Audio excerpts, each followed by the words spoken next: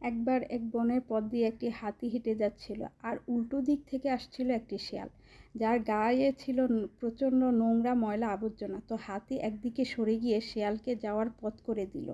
আর এই দেখে শেয়াল আত্মহংকারে লাফিয়ে উঠল। সে পুরো বন জুড়ে সবাইকে বলতে শুরু করলো যে হাতি তাকে সমীহ করে। সে নিজে অনেক বড় মাপের জন্তু এবং এর জন্য হাতি তাকে ভয় পায়, তার পথ এড়িয়ে চলে।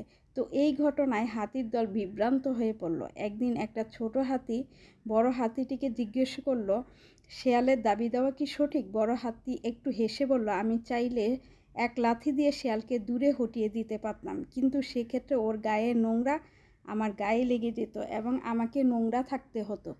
আর এই কারণেই আমি নিজেকে পরিষ্কার পরিচ্ছন্ন রাখার তাগিদে তাকে পথ করে দিয়েছিলাম। এই গল্প আমাদেরকে কি শেখায়? আপনি যদি বড় কিছু হতে চান, তাহলে আপনাকে নেগেটিভিটিকে এড়িয়ে চলতে হবে। সবাই ভালো থাকবে।